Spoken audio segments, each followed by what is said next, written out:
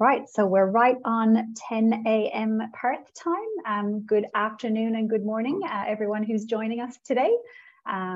We hope you'll find this to be an informative summary of recent immigration-related announcements included in the federal budget, as well as an outline of the expected changes over the coming months.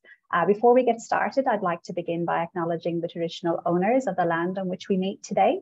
In the spirit of reconciliation, Mapian acknowledges the traditional custodians of country throughout Australia and their connections to land, sea and community.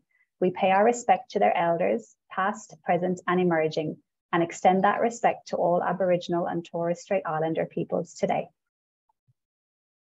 So, further to our webinar in August last year, we spoke about some of the positive changes implemented by the government to assist business with pressures of filling skill roles and maintaining workers.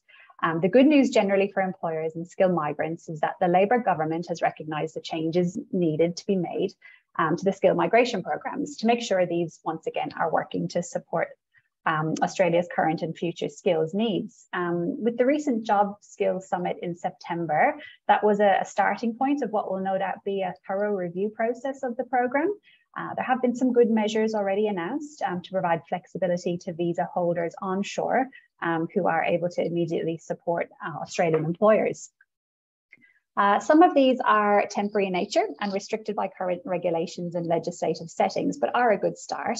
More comprehensive changes can only be made after completion of both government and independent reviews and after further stakeholder engagement.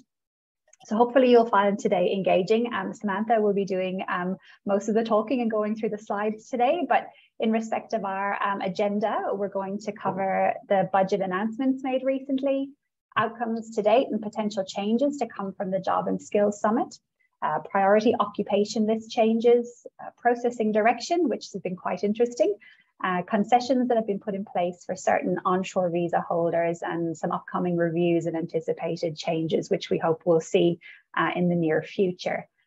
So from there, I'll hand over to Samantha to take you through the session. Great stuff.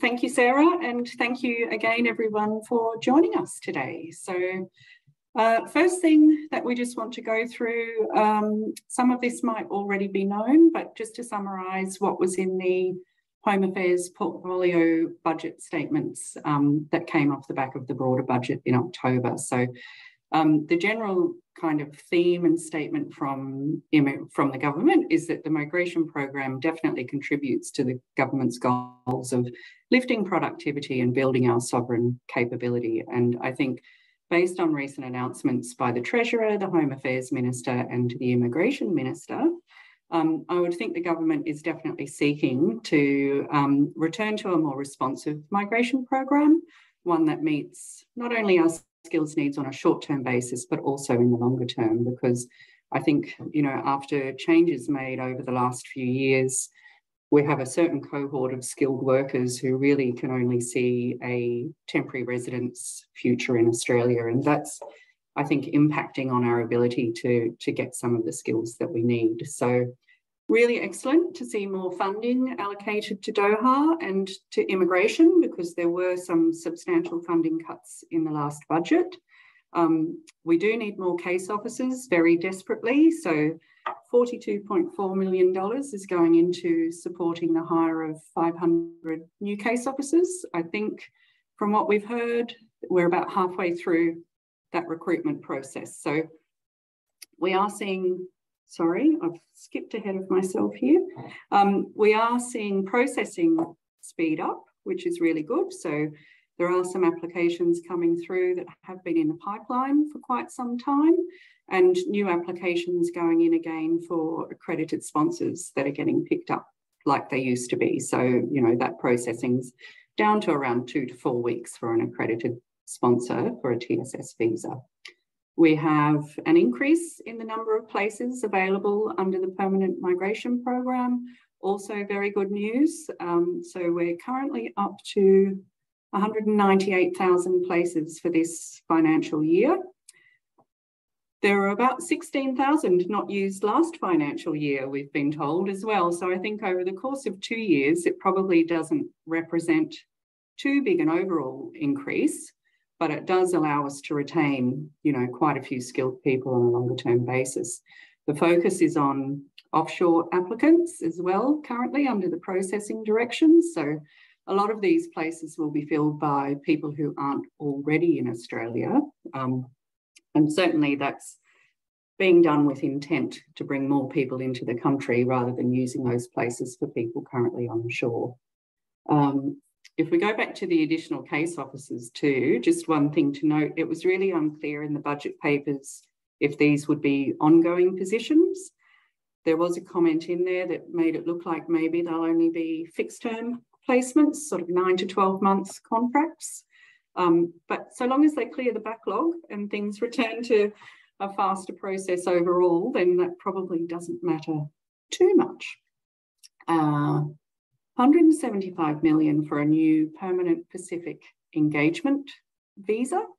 So this will be a feeder permanent residence visa off the back of the existing PALM scheme. So the Pacific Australia Labour Mobility Program allows currently temporary residents and only for a certain period of time for people to come in from participating countries, and traditionally they've worked in farming and agriculture. So the PALM scheme is going to be extended to aged care, which is also really good, certainly a big area of need, but it hasn't been determined yet or announced yet if the candidates for those visas will need to be trained to Australian standards before their arrival. I would hope so, but it may be that there's some bridging training that they get afterwards. There will also be increased monitoring of that program because it has been subject of misuse in the past, and there has been quite a bit of worker exploitation. So anything that strengthens compliance for employers is always a good thing too. Then we have an increase to working holiday visas, a 30% increase to the current caps to prioritise COVID recovery. So that will be an additional 11,000 places available for countries where there are caps placed on those. So some countries don't have a limit, but there are certain ones in the Asia Pacific region that may only have 500 places available in a financial year. We have $12.6 million over 2 years to support a new temporary visa holders experiencing violence pilot. Again, this is something new and also something very important because this will provide direct support to women on temporary visas who have experienced violence. And they really are a very vulnerable cohort of people because they're often here without family support. They may have limited friendship networks around them and not really sure where to go. So we definitely applaud that as a measure. $7.5 million for developing a national anti-racism strategy, also a very good step in the right direction. I think, as a country, we can all do a little bit more to help with progress. $20 million for the Adult Migrant English Program. So this will provide more case management support for people who enrol in the program, and that is often spouses and children. Usually it's the trailing spouse or dependent family members of a primary applicant who may need help developing their English language skills. So this can only be good as well because there are a lot of barriers to employment and study for migrants. And it will hopefully help increase workforce participation and study opportunities for those visa holders as well. And then finally, we have an $18.4 million investment into ensuring there's continued access to this temporary humanitarian concern visa for Ukrainian nationals. I think it had been flagged that some of the concessions for Ukrainians were going to be ending a month or so ago, but clearly the conflict isn't stopping anytime soon. So we do need to make sure that we've got the right support for people who need it. So look, it's all good, I think, definitely all good to see that funding go in. There was around 800 million cut from the portfolio in the previous budget. That did result in a reduction of staff. So we're really happy to see that we'll have more case officers on board, but there is still a lot of work to be done. And Minister Giles, our Immigration Minister, attended the Migration Institute of Australia National Conference recently, and he did say, you know, we are in a crucial period of recovery, but there are definitely challenges that we face when it comes to skilled migration, and that includes, you know, really quite fierce global competition. So the Labor government is committed to prioritising immigration policy, and as part of that, you know, working on developing a new migration strategy that's a little bit more fit for purpose in the current climate that we're facing. So this brings us to the Jobs and Skills Summit held in September. Sarah will agree, I was desperately trying to get myself invited.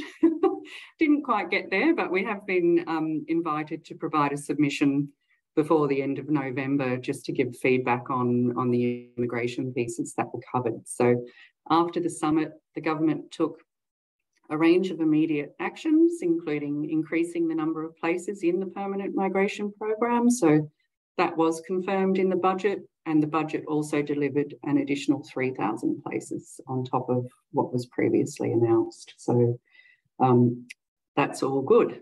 Efforts to address processing backlogs are in place with those additional case officers being recruited. As I said, we're seeing approvals coming through for applications now that have been pending for extended periods, and priority processing for accredited sponsors is also once again being applied on a more consistent basis. So very good things happening there. We have an increase of post-study work rights for recent graduates. So details on this, when it's going to come into effect, are still to be confirmed, but what we're aware of so far is that Australian university graduates who have studied at bachelor level will have a 4-year stay on their 485 visa, increased from 2 years. Master's graduates will have 5 years up from 3, and PhD graduates will have 6 years up from 4. So this is really good because employers will be able to hire these graduates into full-time roles, knowing that they'll be able to remain employed, you know, for a number of years, and then build up eligibility for other visa categories to then hopefully move to a permanent residence outcome. But I think the only thing to keep in mind is that these will be graduates who often won't have much pre-study experience, or they might have irrelevant experience for jobs that they've done just for extra income while they're at uni. So it doesn't negate the need that still exists for employers to be able to access experienced skilled workers who can help with their, you know, strategic plans and growth and expansion. So that's where our, you know, skilled sponsored visa programs are still critical for us. Student visa holders, they've had a concession in place for quite some time now that allows them to work full-time throughout the year. Normally they can only work full-time during semester breaks. So that's been extended out until middle of next year. Also very helpful for employers in the hospitality industries, accommodation, other sectors where there's probably a higher portion of student visa holders working, particularly as we come into Christmas, New Year, all of those end of year times where things get a little bit busier. So the summit has also identified areas where there needs to be a bit of further work, and there needs to no doubt be some changes made. So what we are aware of is the skilled occupation lists are being reviewed quite carefully. Minister Giles, in that speech to the MIA, did acknowledge that they're not working anywhere near as well as they should, that they're too complex. They're putting migrants off coming to Australia due to what's been, in his view, a deliberate restriction on permanent residents. So I think we've seen that ourselves with our clients and the support we provide. It can be very hard to get someone to agree to move to the country where we're so far away, thinking that it might only be for 2 years, particularly where they've got family coming with them. So what we're hoping to see, and what sounds like potentially might happen, there's a bit of chatter, is that we'll return to a single list early next year, at least for the 482 program. And if that happens, then sponsored 482 visa holders could progress again to an employer-nominated permanent residence visa once they meet the standard eligibility requirements. So that's top of my internal wish list. An increase to the temporary skilled migration income threshold has also been flagged, and I've heard from a few places that 70,000 is being sort of talked about as the potential new minimum, but that could be a disaster in reality for regional employers and also some trade occupations. It could prevent smaller businesses from accessing the program. Unions have been lobbying for an increase to a $90,000 minimum, but that would be way too high by anyone's standards. I think particularly given the current minimum is $53,900. So that would be too big an increase in one jump, and would, really knock out hospitality, various other sectors from accessing the program. And I think, it's really important that the department and, the unions remember too that the prevailing rate is always going to be the market rate that applies for the occupation itself. So if immigration is monitoring sponsors properly and really integrity checking the salary information that's being provided with a visa, the TSMIT should stay in place as the mechanism that ensures the minimum standard of living that can be maintained by temporary skilled workers. I don't think it should be used to prevent a whole range of occupations from accessing the program and employers from accessing the program. But I mean, Minister Miles has said that that will be looked at very carefully before any changes are made. Labour market testing, one of our favourite things in the whole wide world. Sponsors enjoy it, I'm sure, as much as we do. There hopefully will be some changes coming in here. It won't disappear. So, it will always be in place in one form or another. But there is potentially scope for the government to remove the current requirement to advertise on Workforce Australia, because there's not really, I think, any evidence to show that this is where our skilled candidates are coming from. And it is a difficult system to use. It's quite clunky. Employers often can't access it because of background changes. So if that pain point can be taken away, I think, that will go a long way to help streamline things. There was a report handed down recently by the Ministerial Advisory Council on Skilled Migration. There was support in that report for removing Workforce Australia, but only at a minimum for occupations at skill level 1 and 2. So they would be your professionals in engineering, sales, marketing, general management, sort of similar roles to that. Quite a lot on the 482 list would be captured in skill level 1 and 2.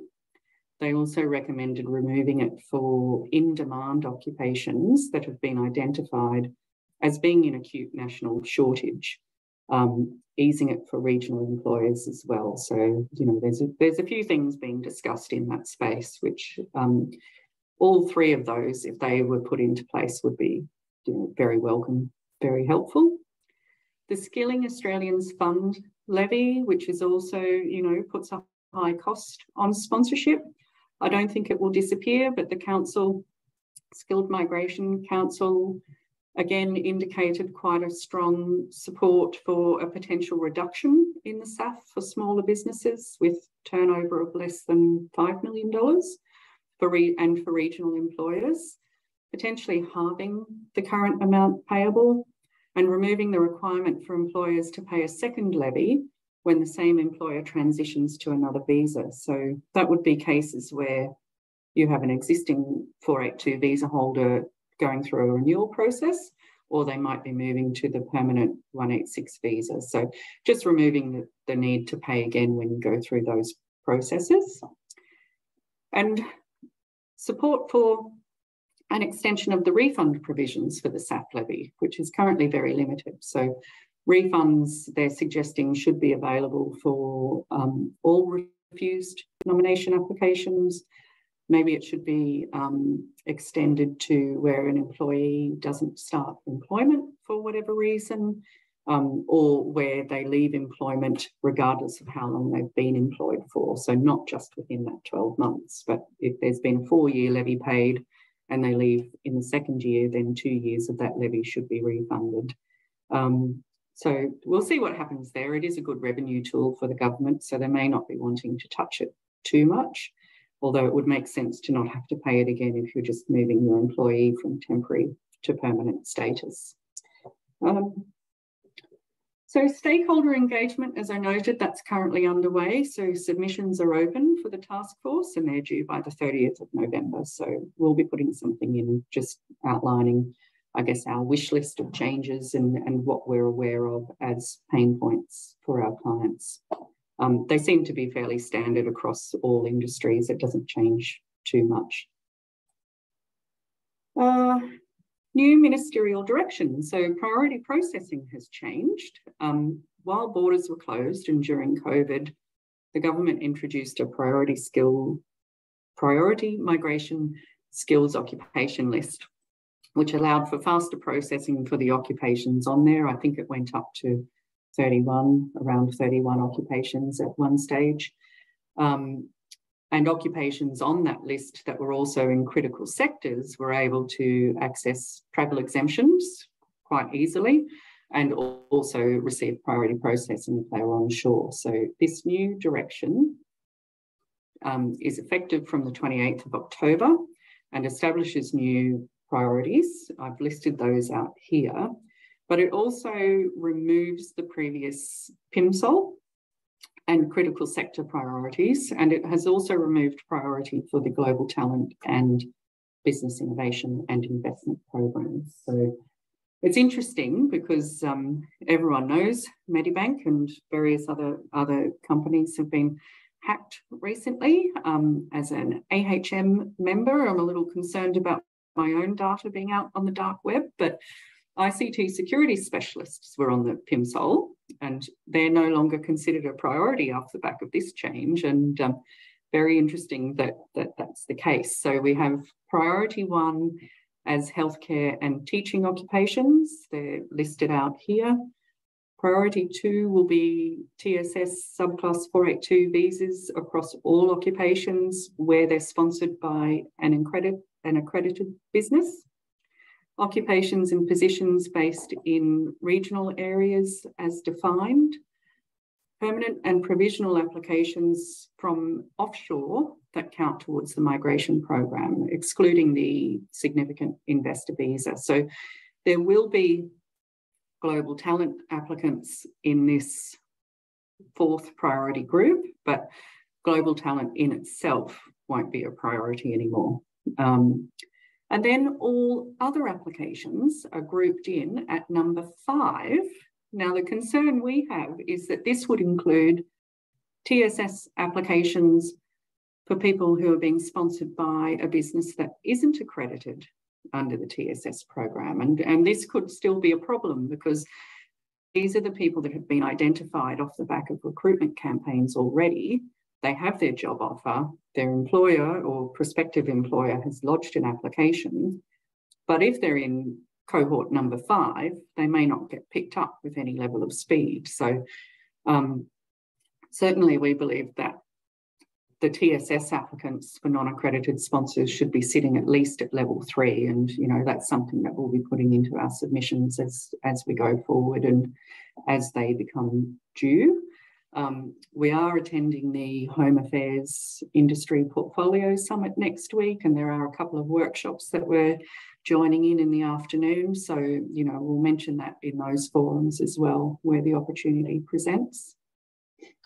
I think also an opportune time to, if you're not already an accredited sponsor, to maybe consider looking at that for your business, so you can avail of the more prompt processing times. Yeah, definitely. And the other thing too, with some of these healthcare occupations, aged care workers and childcare workers, for example, they're not actually eligible for sponsorship under the standard TSS programs. They are eligible under various designated area migration agreements. So it wouldn't fill shortages in those occupations if they're in a metropolitan area. They're only really going to assist in regional locations. Concessions. So there have been a few. They seem to have come through quite thick and fast for a little while. So just to summarise some of those, that they're like the golden ticket Working holiday visa holders can work until the end of December currently for more than 6 months with the same employer without breaching their visa conditions. So that's been in place for a little while now, but we're hoping it might be extended as well. It will be reviewed in December, so I wouldn't be surprised if it doesn't get pushed out until mid next year, similar to the student visa holder concession.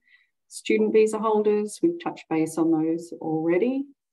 Onshore health exams, this is probably one of the more recent concessions announced. So this is for certain temporary visa holders already in Australia who are applying for a second temporary visa.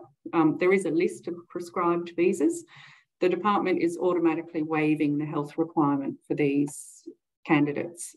They've already been screened, they're here. So, you know, there's a level of faith being applied that they've met and continue to meet the health requirements. So this is really good for 482s, the 407 training visa, 408 COVID visa, and 485 skilled graduates. So it's helping with the streamlined processing, because once an application's lodged, case officers don't have to wait for health to be cleared. If they pick it up, they can just approve the application, assuming it's decision ready.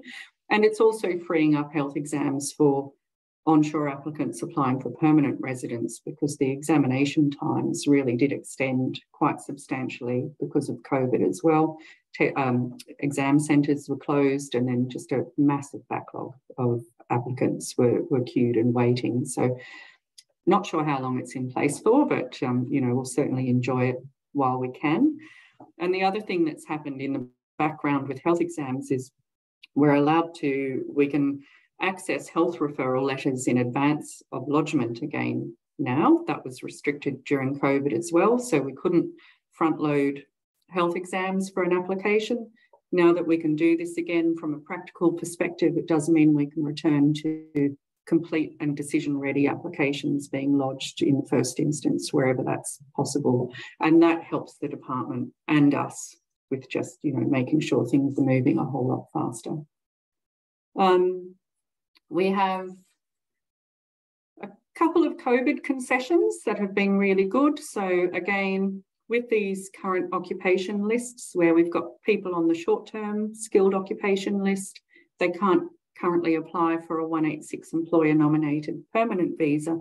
However, concessions have been introduced for onshore visa holders who remained in Australia during COVID, anytime between 1st of February and 14 December, if they were here for at least 12 months, holding a temporary visa, they can apply for employer-nominated permanent residence, provided they meet the standard eligibility requirements. So that's just been really nice to be able to let people know that actually you're now eligible for a visa that they didn't think they were, and allows us to really keep some really good skilled people in the country. I'm hoping that the need for that concession will disappear next year if we do go back to that, you know, single occupation list with a clearer permanent residence pathway for individuals.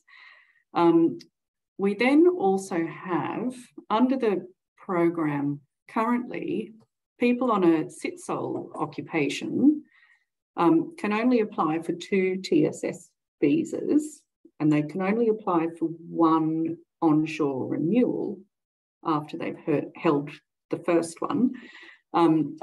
They would normally have to go offshore to apply for a 3rd TSS visa. They could come back to wait out the visa grant, but this recent concession allows them to apply for a 3rd TS visa while they're onshore TSS, provided they meet the same residence requirements that apply for the COVID concession on a permanent application. So they need to have been here onshore for at least 12 months between February 2020 and December 2021. But that's only available until middle of next year as well. But I think they go hand in hand, because it will allow them to get a 3rd TSS, which will allow them to build up more time to apply for a permanent employer-sponsored visa. And the dates sort of line up, so they can get a 3rd onshore a third TSS onshore before 1st of July 2023. That's the lodgement date cutoff. And then the 186 permanent COVID concession ends in July 2024. So it's just sort of, I think, securing that pathway for a lot of people. It makes sense. And obviously from a cost perspective, if people don't need to fly out of the country just for a lodgement, then that makes perfectly good sense to us. Reviews. Reviews are the new black. So what do we have? Department of Home Affairs Portfolio Industry Summit is next week on Wednesday. As I mentioned, we'll be attending on the day. There's a whole range of talks in the morning and then various workshops in the afternoon. So that we'll be attending the two that I've listed on this slide. The Jobs and Skills Summit review is still ongoing from Treasury as well. So that will be factored in also to any future direction of the program. There is going to be shortly consideration given to the migration program planning levels for next year. So this is to determine the size and composition of the program, how many places for skilled migration, how many places for family, children, various other things. So we're waiting on the opening date for public submissions for that one. You know, we're all about skilled migration in the work that we do. So, you know, we'll be hoping that there'll be a good portion of places provided for skills. And then there is a comprehensive review of the migration program that's going to be starting soon. That was announced on the 2nd of September. It's going to be led by Dr. Martin Parkinson, and two other migration experts will be joining him to lead that review. And that's going to, I think, look more broadly. The terms of reference for that one recognise that beyond COVID, we have an ageing population and slowing population growth, and those two things are also contributing to our current skill shortages. And I've always understood that those two factors would have an impact on our skill shortages into the future. It's been, you know, that's been foreshadowed for as long as I've been working in the migration profession. And I registered in 2005, and it was being discussed as part of the background policy considerations at that time, each time there were changes made to the migration programs. So it's become almost a self-fulfilling prophecy, but it's obviously been impacted even more by COVID and border closures. So I think, you know, whatever changes we see next year from February onwards need to recognise that skilled migration is a necessary part of our skills building capacity rather than just a complementary part. Like, it's really essential that we keep a robust program happening and that we're bringing enough people in to fill the gaps that we're not able to fill naturally through our local population growth. And, you know, people aren't going into a lot of the traditional professional areas that they used to. So we also can't fill gaps from our local graduate population. So what do we dream of? What does our team dream about? Well, I know what I dream about, and it's pretty simple. So it's one occupation list, simplified labour market testing, a program that allows Australian business to really attract and retain the best and brightest that they can to support their growth. And I think really, if we don't act fast and we don't act soon, we're going to lose out to countries like Singapore and Canada. They're all actively working to reduce barriers to permanent residence and employment for highly skilled workers. And I met with some people this morning who were in the US recently, and they said, you know, as they were going through customs clearance, there were just signs everywhere in the airports saying, you know, do you have skills? Do you want to work in America? Basically, like, come to us, we need you, we need you. And I think if we're wanting to attract the best and brightest, we have to offer the best in return. And that includes, you know, a really simple, clear pathway to permanent residence where we recognise that we value the skills that these people are bringing in. Claire O'Neill was on Radio National on Monday morning, and she asked a rhetorical question about how Australia can design a system that's simple, inexpensive and fast and easy to use. And that also helps us get the best out of the people who want to make Australia their home? And it's a really good question, and it's no doubt a challenging task that, you know, she's setting, but we're hopeful that it's also an achievable goal, because I know we've been there before, and, you know, I'm pretty sure we can get back there again. So that's about it from me, about all that I've got to share. Lots of hopefully exciting things coming up. We'll be doing our best to lobby as much as we can for our clients and, you know, provide some input. I think we've got a fair idea of what's been working, what's not been so great. So as one of my colleagues, Rachel, said recently to me, if you don't ask, you won't receive. Mm-hmm. So we'll, as I said, do our best. Thank you. Thank you so much, Samantha. That was extremely informative and a great review of hopefully what's to come and our like to have list.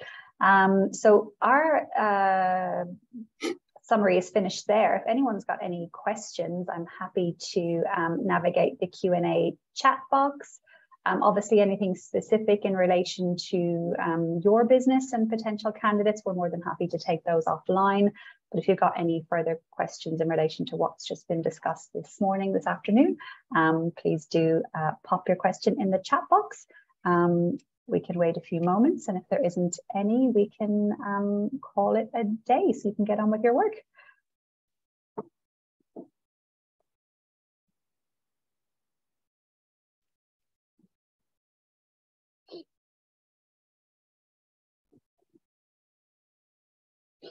Okay, so there we go. So with all skills on the TSS list likely to be transferred to the new joint list for the 482 visas? That is a very good question. Mm-hmm. We don't really know the answer to it. Normally when there's a list change as far as the occupations go, the department will issue a traffic light bulletin. So they will flag what they're thinking about moving or what they're thinking of removing or adding. And there hasn't been anything come out yet to indicate a traffic light bulletin is on its way. It is a hard one to predict. I'd be surprised if things got taken off, because I think skill shortages are just too widespread. You know, they're impacting every industry. And I would hope that if an occupation is currently approved for the program generally, regardless of what list it's on, that it should be folded in to one list again. You know, there may be caveats that they think about applying to certain occupations. There are some that already have caveats. And when we attended the parliamentary inquiry into skilled migration last year, that was one of the things that we'd put in the submission at that time. And we did mention it at the hearing that they already have a mechanism to deal with occupations where they may have a concern about the skill level or the salary being paid. But you can't use a sledgehammer to crack a nut. So if the majority of employers that are sponsoring those occupations are sponsoring people with the right level of skill, they shouldn't be like punished, for want of a better word, because some employers are maybe not using it the right way. So it could be, that's what they consider, that's what we're hoping. But, you know, as soon as we have any information, we'll obviously share it with everyone. Thank you, Sam. Thanks, Jay, for your question.